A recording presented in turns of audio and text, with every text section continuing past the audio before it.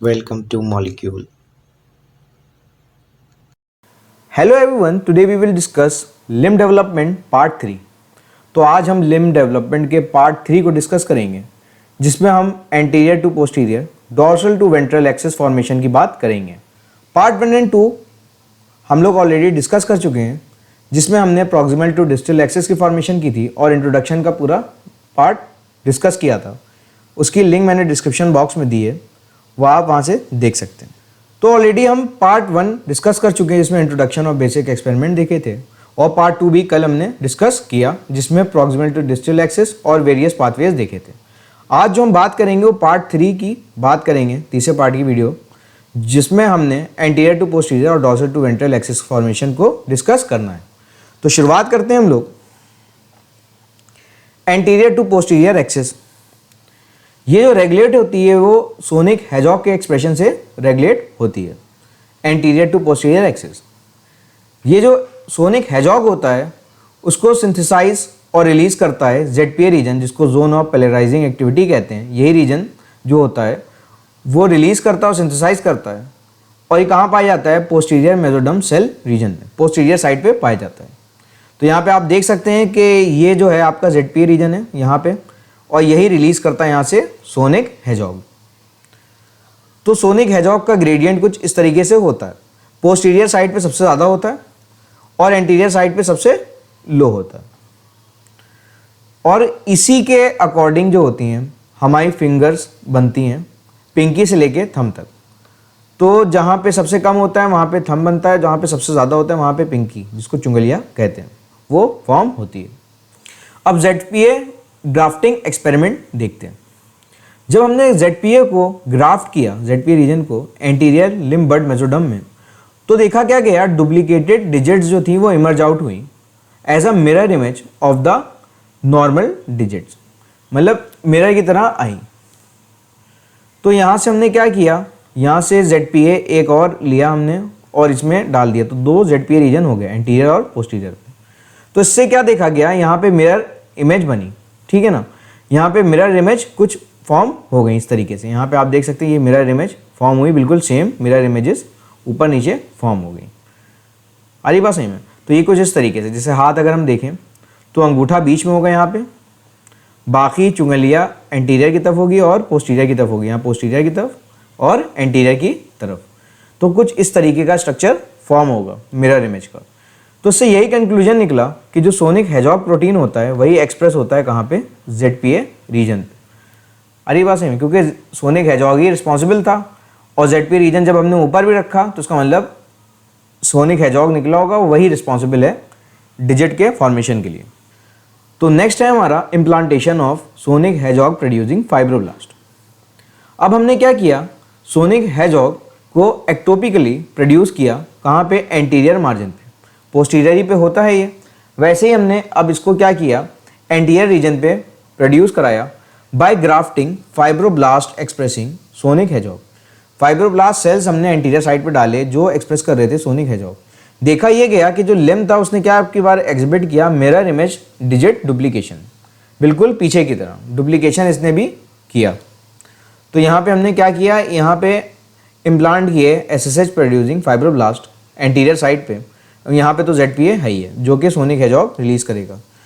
तो जब यहाँ से भी SHH आपका सोनिक हेजॉग यहाँ से भी दोनों तरफ से रिलीज हुआ, इधर से भी रिलीज हुआ, तो इसने क्या किया, एक मिरर इमेज यूँ करके फॉर्म कर ली। वैसे ही बिल्कुल बीच में जो होगी वो थंब होगा, अगर हम बात कर रहे हैं ह्यूमंस की।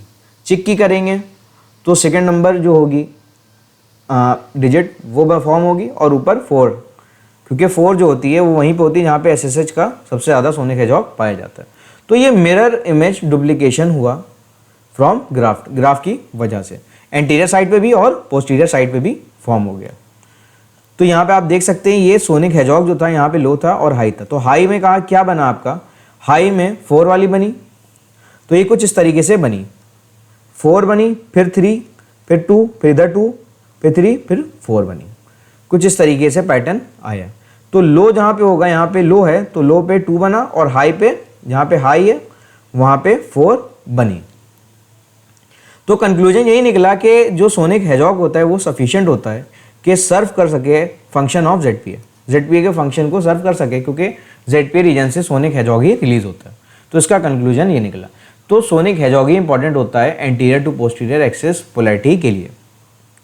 अब specification of digits by sonic hedgehog कैसे स्पेसिफाइड करता है डिजिट्स को? ये स्पेसिफिकेशन जो होता है डिजिट्स का वो प्राइमरली मेजरली डिपेंडेंट होता है amount of time sonic hedgehog gene is express, कितने टाइम जो है सोनिक हेजॉग जीन जो है वो एक्सप्रेस हुई है, और थोड़ा ही डिपेंड करता है उसके कंसंट्रेशन पे, एसएसएच के।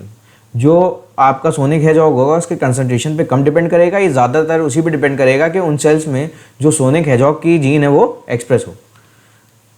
ठीक है, तो डिजिट 5 और 4 जो होते हैं ये कैसे फॉर्म होते हैं? ये वो वाले सेल से फॉर्म होते हैं जो डिसेंडेंट होते हैं सोनिक हेजॉग सिक्रेटिंग सेल्स के। मतलब कुछ सेल्स ऐसे होंगे जो रिलीज कर रहे थे और वो आगे चल के वही सेल्स जो होंगे वो डिजिट 4 और 5 बनाएंगे।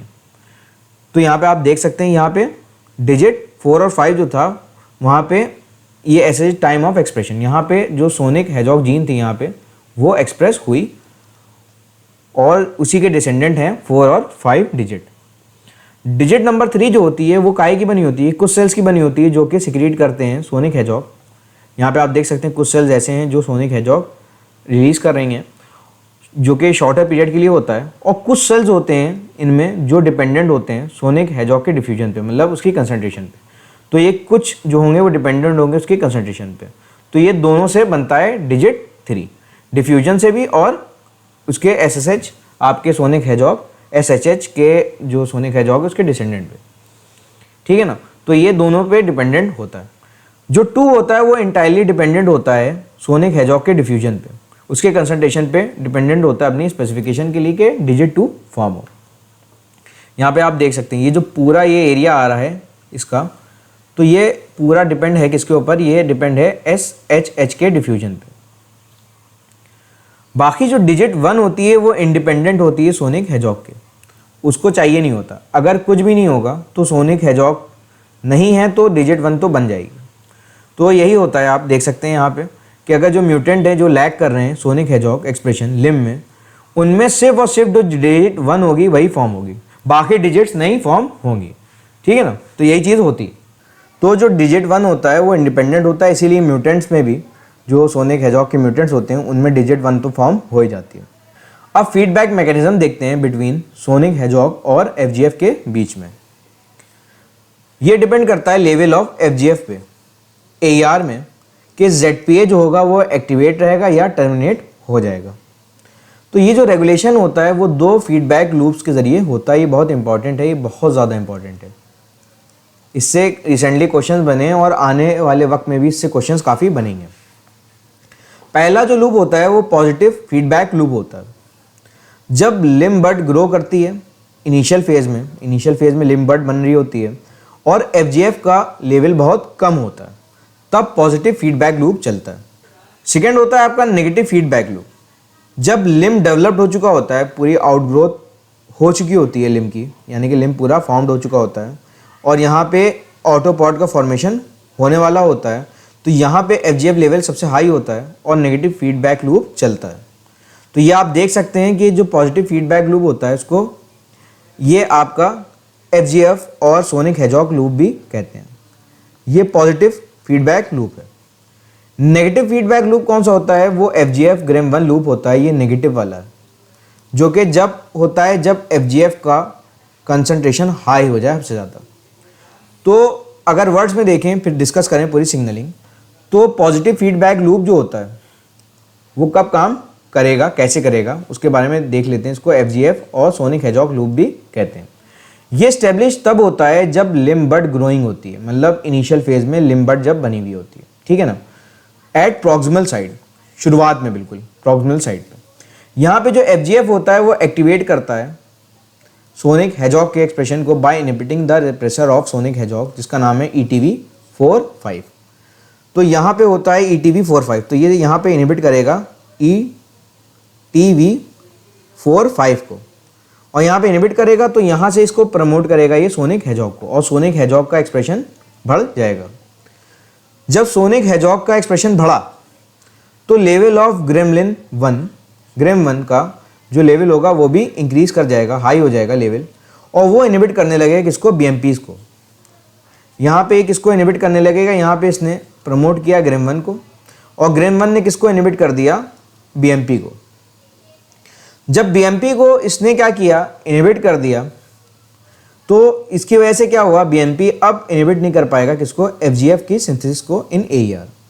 क्योंकि यहाँ पे आप देख सकते हैं कि यहाँ पे जो FGF है उसकी जो सिक्रीशन है वो BMP के ज़रिए इनहिबिट हो सकती है। तो यहाँ पे BMP अब इनहिबिट नहीं कर पाएगा क्योंकि उसको ग्रेम वन इनहिबिट करता है, और अब ऐसे क्या होगा, AER प्रमोट होता रहेगा और FGF का कंसंट्रेशन बढ़ जाएगा, और ये दोनों जो होंगे वो इनहिबिट नहीं हो पाएंगे BMP से। और FGF फिर क्या करेगा, यही वाला लूप चला के ETV 4-5 को इनहिबिट करके ये क्या करेगा, ये लूप चलाएगा, इसको पॉजिटिव फीडबैक लूप कहते हैं। तो इससे क्या होगा, प्रमोट होगा मेंटेनेंस ऑफ FGF एक्सप्रेशन, और जो लिम्बड होगी वो कंटिन्यू करेगी आउटग्रोथ अपनी, और इससे क्या होगा, AER और ZPA म्यूचुअली जो हैं वो एक दूसरे को सपोर्ट करेंगे through out the positive loop of sonic hedgehog and FGF। तो ये होता है पॉजिटिव लूप। नोट करने की बात है कि यह बात हमने की कि कुछ इस तरीके से लिम्ब है, लिम्ब के पोस्टीरियर साइड पे ही आपका सोनिक हेजॉग होता है, मगर जो एंटीरियर साइड होती है उसके ऊपर ऐसा कुछ नहीं होता। वहाँ पे क्या होता है, FGF रेगुलेट करता है ETV को, वहाँ पे इनहिबिट करता है पोस्टीरियर साइड पे, मगर जो एंटीरियर मोस्ट रीजन होता है लिम्बड का, वहाँ पे इसको डिफरेंटली रेगुलेट करता है। तो यहाँ पे आप देख सकते हैं ये डिफरेंटली रेगुलेट कर रहा है। यहाँ पे इसने क्या किया, ETV को पॉजिटिवली रेगुलेट किया, जिसने सोनिक हेजॉग को इनहिबिट कर दिया। तो in most anterior region of limb bud FGF जो होता है वो पॉजिटिवली रेगुलेट करने लगता है ETV 4-5 को, जिसकी वजह से ये रिप्रेस कर देता है किसको, सोनिक हेजॉग को इस रीजन में, जो कि एंटीरियर मोस्ट रीजन है, जिससे कि फर्दर रीइंफोर्सिंग होती है कि पोस्टीरियर टू एंटीरियर ग्रेडियंट जो फॉर्म होता है यहाँ से एंटीरियर टू पोस्टीरियर, वो फॉर्म हो जाए ग्रेडियंट, ठीक है, of sonic hedgehog from ZPA region, जिससे कि ये सिर्फ और सिर्फ पोस्टीरियर साइड में ही एक्सप्रेस हो आपका ZPA और सोनिक हेजॉग, और इससे पोलैरिटी बन जाए, वरना डुप्लीकेशन नहीं हो जाएगा। अभी पीछे हमने डिस्कस किया है इम्प्लांटेशन एक्सपेरिमेंट में, तो ये चीज़ होती है। तो हमने डिस्कस कर लिया पॉजिटिव फीडबैक लूप। अब नेगेटिव फीडबैक लूप देखते हैं। ये तब होता है जब लिम्ब डेवलप हो चुका होता है फुली और FGF लेवल बहुत हाई हो चुका होता है। इसको FGF ग्रेम वन लूप भी कहते हैं। तो नेगेटिव फीडबैक लूप क्या होता है, ये तब इस्टेब्लिश होता है जब लिम्ब की ग्रोथ हो चुकी होती है, फुली डेवलप होता है कुछ इस तरीके से, वो डेवलप हो चुका होता है, यहाँ पे ऑटोपॉड का फॉर्मेशन हो रहा होता है, ठीक है ना। ये तब होता है जब लिम्ब ग्रोथ को स्टॉप होना होता है एट डिस्टल मोस्ट साइड। जैसे जैसे FGF का कंसंट्रेशन क्लाइंब होता है, हाई हो जाता है, ये क्या करता है, ये नेगेटिव लूप को प्रमोट करता है, जो कि इनहिबिट करने लगता है ग्रेम वन को, और जब ग्रेम वन इनहिबिट हो जाता है वो फिर इनहिबिट नहीं कर पाता है BMPs को। तो यहाँ पे आप देख सकते हैं ये यहाँ से बहुत हाई हो गया कंसंट्रेशन FGF का, तो ये वाला लूप चलने लगा। जब ये वाला लूप चला तो इसने ग्रेम वन को इनहिबिट कर दिया, और ग्रेम वन को इनहिबिट किया तो ये वाला पाथ जो होगा ग्रेम वन का, जो BMP को इनहिबिट करने वाला था, वो नहीं रुकेगा। जब नहीं होगा, रुक जाएगा, तो BMP क्या होगा, शुरुआत कर देंगे रिप्रेशन किसका, FGF ऑफ AER। तो यहाँ पे अब ये किसको करने लगेंगे, इनहिबिट करने लगेंगे AER को और FGF को, ठीक है ना। तो ये इनहिबिट करने लगेंगे AER को और एब्रोगेट कर देंगे FGF की सिंथेसिस। तो सिंथेसिस होने से जो एब्रोगेट होगी तो FGF का लेवल कम हो जाएगा। अब हुआ क्या, AER कोलैप्स कर गया, क्योंकि यहाँ पे जो BMP था वो इनहिबिट करने लगा AER को, तो AER कोलैप्स कर गया, और साथ ही साथ याला जो था पाथ वो चला नहीं, और स्टेबलाइजेशन सिग्नल जो था ZPA के लिए वो भी नहीं रहा, जिससे क्या हुआ, ZPA भी जो होगा वो टर्मिनेट कर जाएगा और डिसअपियर हो जाएगा कुछ टाइम बाद। तो हुआ यही इसके अंदर कि जब हाई लेवल हो गया तो उसने ग्रेम वन को इनहिबिट किया, ग्रेम वन अब BMP को इनहिबिट नहीं कर पाया, जिससे BMP ने AER और FGF को इनहिबिट कर दिया। तो यहाँ पे मेन मसला यही है कि FGF ने खुद ही अपने लिए इनहिबिशन का जरिया बना लिया, ग्रेम 1 को इनहिबिट करके, और बीएमपी ने क्या किया, दोबारा इसके बदले में एआर और एफजीएफ को ही इनहिबिट कर दिया। और साथ ही साथ यहाँ पे नो स्टेबलाइजिंग सिग्नल था, नो स्टेबलाइजिंग सिग्नल था, जिसकी वजह से आपका जो ये था, ये भी एसएच जो आपका सोनिक हेजॉक है वो भी नहीं रहा। तो इससे क्या हुआ, embryonic phase of limb development जो था वो एंड हो गया by negative loop of FGF and Graeme 1। तो ये बहुत ज़्यादा इंपॉर्टेंट है, ये भी दोनों लूप आप पढ़िएगा, इस पे क्वेश्चंस आ रहे हैं आजकल। अब बात करते हैं हम लोग डॉर्सल वेंट्रल एक्सिस फॉर्मेशन की। ये किसके जरिए रेगुलेट होता है, ये होता है WNT7A के एक्सप्रेशन के जरिए रेगुलेट होता है। ये एक्सप्रेस होता है डॉर्सल साइड में, जहां पे नेल्स फॉर्म होते हैं, नेल प्रेजेंट होते हैं आपके पाम के ऊपर, जो नेल्स होते हैं, ठीक है ना, पाम के ऑपोजिट साइड पे, तो वही होता है डॉर्सल साइड। तो यहां पे आप देख सकते हैं ये डॉर्सल साइड है, यहीं पे WNT7A का एक्सप्रेशन होगा।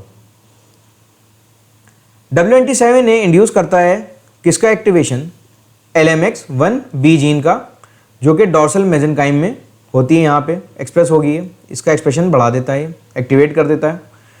LMX1B जो होता है वो इनकोड करता है एक ट्रांसक्रिप्शन फैक्टर, जो कि एसेंशियल होता है स्पेसिफाई करने के लिए डॉर्सल सेल फेट्स लिम्ब के। यहाँ पे तो डॉर्सलाइजेशन में कौन मदद करता है, ये डॉर्सलाइजेशन करेगा, ये डॉर्सलाइजेशन करता है, ठीक है ना, यही डॉर्सलाइजेशन करता है LMX1B। इंग्रेल1 एक और जीन होती है जो वेंट्रल की तरफ एक्सप्रेस होती है, ये इनहिबिट करती है WNT7A को वेंट्रल साइड पे, जहाँ पे पाम प्रेजेंट होता है, पाम साइड पे, हथेली की तरफ पे, जिससे क्या होता है WNT7A यहाँ पे एक्सप्रेस नहीं हो पाता। तो यहाँ पे इंग्रेल1 होगा, ये क्या करेगा, ये इनहिबिट करेगा किसको, LMX1B को। अरे बात सही में, तो यहाँ पे किसको इनहिबिट करेगा, ये इनहिबिट करेगा LMX1B को और WNT7A को, 7A को। तो engrailed is induced by BMPs at ventral side. तो इसको इंड्यूस कौन कर रहा है, BMP कर रहा है, BMP इंड्यूस कर रहा है इंग्रेनवेल्ड को, इंग्रेनवेल्ड जो है वो फिर इनहिबिट कर रहा है WNT7A को और LMX1 जीन को। जाहिर सी बात है, जब WNT7A होगा तो LMX1 जीन जो होगी वो भी एक्टिवेट नहीं हो पाएगी। तो ये ऐसे होता है डॉर्सल वेंट्रल एक्सिस का फॉर्मेशन। अब जो WNT7A होता है यही स्टिमुलेट करता है सोनिक हेजॉक को भी, ये इंपॉर्टेंट है, ये काफी इंपॉर्टेंट है।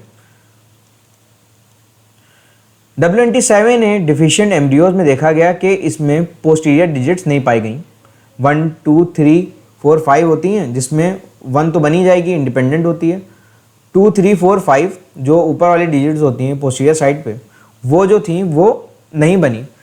से ये सजेस्ट किया गया कि WNT7A जो होता है वो एंटीरियर टू पोस्टीरियर एक्सिस के लिए भी ज़रूरी होता है।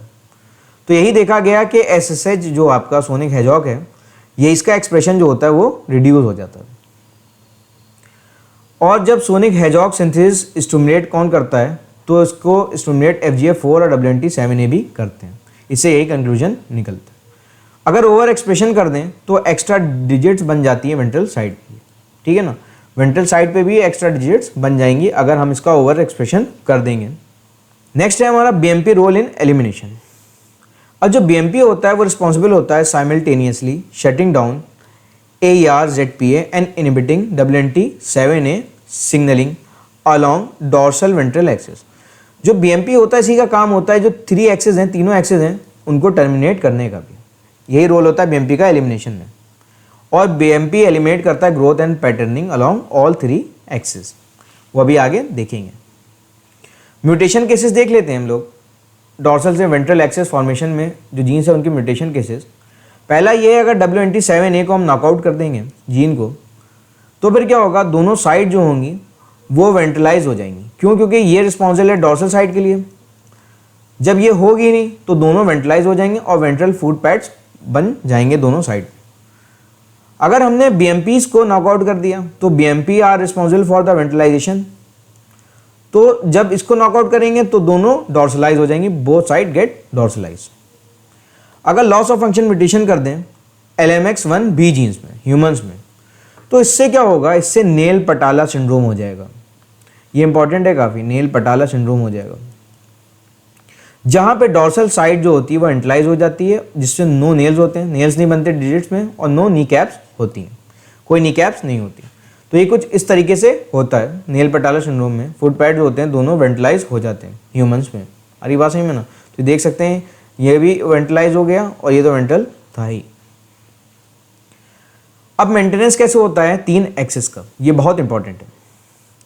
तो यहाँ पे होता क्या है, जब FGF का लेवल बहुत कम होता है तो यहाँ पे ZPA रीजन होगा, वो प्रमोट करेगा सोनिक हेजॉग को, सोनिक हेजॉग प्रमोट करेगा ग्रेम-1 को, ग्रेम-1 क्या करेगा, इनहिबिट कर देगा BMPs को, जिससे ये इनहिबिट जो होगा नहीं कर पाएगा तो ये होगा। और साथ ही साथ FGF का जो 10 का जो कंसंट्रेशन होगा वो भी ज़्यादा होगा, क्योंकि प्रोग्रेस जोन में से रिलीज होता है। और यहाँ पे WNT7A का भी एक्सप्रेशन रहेगा। तो होता यही है कि जब FGF का लेवल बहुत कम होता है तो FGF10 बहुत ज़्यादा होने लगता है, बढ़ने लगेगा, और प्रोग्रेस जोन एक्टिव रहेगा, AER भी एक्टिव रहेगा। सोनिक हेजॉग की जो एक्सप्रेशन है बहुत ज़्यादा होगी, ज़्यादा बढ़ती रहेगी, और जो ग्रेमलिन है वो एक्टिव रहेगा, जो पीछे हमने पॉजिटिव फीडबैक लूप में देखा था। और BMP जो होगा वो इनहिबिटेड रहेगा। बात सही मारी है। और ये जब सारी चीज़ें होंगी तभी का लिम का आउटग्रोथ होना शुरू होगी, और लिम यहाँ से ऐसे करके फॉर्म होता रहेगा, अपने आखिर तक अंजाम तक पहुँचेगा, जहाँ पे ये आपका ऑटोपॉड बनाएगा। ठीक है ना, कुछ इस तरीके से। जब लिम का आउटग्रोथ हो चुका होता है, FGF लेवल बहुत ज़्यादा होता है, तो वो अब किसको इनहिबिट करता है, ग्रेम-1 को, through negative feedback loop NFL के ज़रिए। ठीक है ना। यहाँ पे फिर ZPA जो होता है उसके लिए सिग्नल नहीं होता है कि ये मेंटेन रहे, और ZPA भी अब रहेगा नहीं, तो BMP क्या हुआ, BMP अब क्या करेगा, वो एक तो AER को इनहिबिट कर देगा, और साथ ही साथ ये इसको भी इनहिबिट कर देगा FGF10 को। तो हुआ कुछ यही कि BMP जब एक्टिव हुआ हाई लेवल में तो BMP ने इनहिबिट कर दिया FGF10 और AER को, जिससे ग्रेमलिन जो था वो भी इनहिबिट रहा, और कोई प्रोग्रेस जोन एक्टिव नहीं रहा। तो फिर इससे हुआ क्या, लिम ग्रोथ जो थी वो स्टॉप हो गई। तो ये ऐसे ही लिम ग्रोथ स्टॉप हो जाती है जब हाई FGF लेवल होता है। अब देखते हैं apoptosis and the formation of digits and joints कैसे बनते हैं। एपोप्टोसिस या प्रोग्राम सेल डेथ जो होती है वो इंपॉर्टेंट रोल प्ले करती है स्कल्पटिंग द टेट्रापॉड लिम्स। तो उसको इसमें मदद करती है फॉर्मेशन में डिजिट्स एंड जॉइंट्स के। सेल डेथ जो होती है एसेंशियल होती है फॉर्मेशन ऑफ जॉइंट्स के लिए और फिंगर्स के लिए, कि वो सेपरेट हो जाएं, जुड़ी ना रहें, बीच में जो टिश्यूज़ होंगे उनको रिमूव किया जाएगा। कुछ इस तरीके से जो अननेसेसरी जो टिश्यूज़ थे यहाँ पे आप देख सकते हैं, तो इनको रिमूव कर दिया गया, तो यहाँ पे ये रिमूव हो गए। ठीक है ना, ये रिमूव हो गए यहाँ पे। तो the signal for apoptosis in the autopod is provided by the BMP proteins. इनको कौन प्रोवाइड करता है, BMP। बहुत इंपॉर्टेंट है ये भी बहुत इंपॉर्टेंट स्लाइड है, इसको नोट करिएगा। और वो एक्सप्रेस होते हैं through out the progress zone mesenchyme. एक और प्रोटीन है जिसका नाम है नॉगिन। ये सप्रेशन करता है BMPs का और प्रिवेंट करता है एपोप्टोसिस। अगर शुरू ही में एपोप्टोसिस होने लगेगी तो सही से डेवलपमेंट होगा ही नहीं लिम्ब का, तो इसके लिए रोकता है। अगर नॉगिन एक्सप्रेस हो जाए थ्रू आउट द लिम्ब बड तो कोई एपोप्टोसिस होगी ही नहीं, और जॉइंट्स जो होंगे वो सही से फॉर्म नहीं होंगे, और जो होगा वो कुछ इस तरीके से जो फिंगर्स हैं वो भी सेपरेट नहीं होंगी। यहाँ पे आप देख सकते हैं सेपरेटेड थी, मगर अगर यहाँ पे नॉगिन एक्सप्रेस हो जाएगा पूरी तरीके से तो यहाँ पे नो BMP, अरे बात सही में, और डिजिट सब फ्यूज हो जाएंगे। तो ये इसलिए इंपॉर्टेंट होता है एपोप्टोसिस। BMP का रोल क्या है इसको डिस्कस करते हैं। जो फर्स्ट फंक्शन होता है BMP का वो फॉर्मेशन का होता है, ना कि destruction of bones and cartilage tissues. ठीक है ना, पहले फॉर्मेशन कराता है, बाद में एपोप्टोसिस को प्रमोट करता है। डेवलपिंग लिम्ब में स्टेज पे डिपेंड करता है डेवलपमेंट की कि BMP इंड्यूस करें मेसेनकाइम सेल्स का, कि वो एपोप्टोसिस करें या फॉर्मेशन करें बोन्स एंड कार्टिलेज का। ठीक है ना, यही होता है BMP का रोल। वो डिपेंड करता है कि कौन सी स्टेज पे, मानिए शुरू की स्टेज में तो ये क्या करेगा, फॉर्मेशन ऑफ बोन्स को और कार्टिलेज को प्रमोट करेगा, वरना ये BMP क्या करेगा, ये इंड्यूस करेगा एपोप्टोसिस जब ये जो ग्रोथ कर चुकी होगी लिम्ब। ठीक है ना, यहाँ पे लिम्ब बन चुकी होगी तब यहाँ पे ये एपोप्टोसिस करवाएगा। कुछ इस तरीके से आप देख सकते हैं कि यहाँ पे ये अननेसेसरी टिश्यूज़ थे, ये जो अननेसेसरी टिश्यूज़ थे इनको रिमूव किया और यहाँ पे ये सेपरेट हो गए, यहाँ पे क्या हो गए, सेपरेट हो गए। एक और BMP जिसका नाम है GDF5, ये एक्सप्रेस होता है रीजन्स में बिटवीन द बोन्स जहाँ पे जॉइंट्स का फॉर्मेशन होता है, ठीक है ना, जहाँ पे जॉइंट्स फॉर्म होते हैं, और जॉइंट्स के फॉर्मेशन में इसी का क्रिटिकल रोल होता है GDF5 का। अगर GDF5 का म्यूटेशन हो जाएगा तो फिर क्या होगा, जो लिम्ब होंगे उनमें लिम्ब जॉइंट्स लैग करेंगे, जॉइंट्स नहीं बनेंगे। अब पाथवेज देखते हैं। जब BMP बीटा कैडनिन के साथ था तब ये क्या करने लगा, बोन्स एंड कार्टिलेज का फॉर्मेशन करने लगा। ये बहुत इंपॉर्टेंट है, ये स्लाइड बहुत ज़्यादा इंपॉर्टेंट है, बहुत, ठीक है ना। तो बोन्स एंड कार्टिलेज का फॉर्मेशन होने लगा जब इनिशियल फेज में था। ये इनिशियल फेज है, इनिशियल फेज में जब लिम्ब बट थी, तो इनिशियल फेज में क्या हुआ, BMP ने WNT बीटा कैडनिन के साथ मिलके बोन्स एंड कार्टिलेज का फॉर्मेशन कराया। मगर जब बीटा कैडनिन BMP तो था ही साथ में, FGF आ गया। वो काहे से आया होगा, AER से। अब AER से अब की बार क्या आया, BMP और WNT बीटा कैडनिन के साथ आपका FGF आ गया। तो जब ये आया तो इसने किसको एक्टिवेट कर दिया, इन लोगों ने मिलकर किसको एक्टिवेट कर दिया, DKOF1 को, DKK1, DKOF1 को।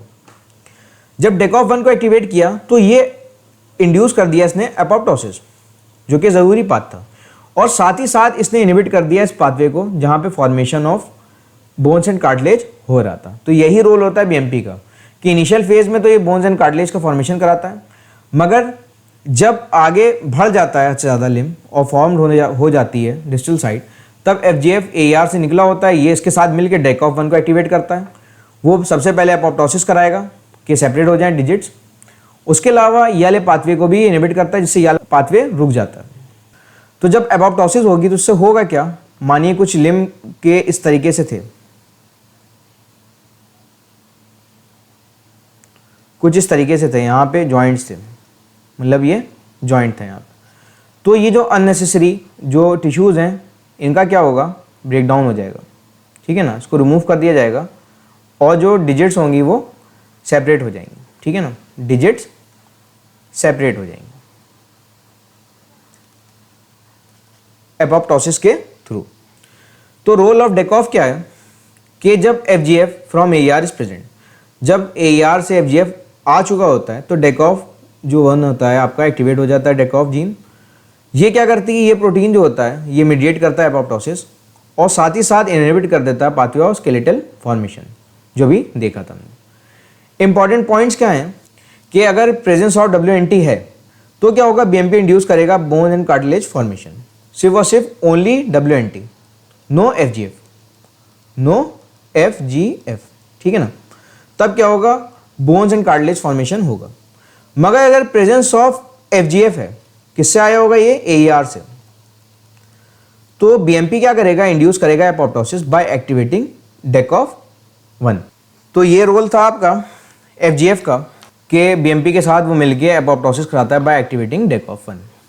तो ये हमने आज डिस्कस कर लिया कि anterior to posterior axis formation और dorsal to ventral axis formation. और अगर आपने पार्ट 1 और पार्ट 2 नहीं देखी है तो उसकी लिंक मैंने डिस्क्रिप्शन बॉक्स में दी है, वहाँ से आप वो वीडियो देख सकते हैं। अब नेक्स्ट वीडियो में हम इसके PYQs देखेंगे जो काफ़ी पूछे गए हैं लिम्ब डेवलपमेंट पे। आई होप ये वीडियो आपको पसंद आई होगी। Thank you. Please like, share and subscribe.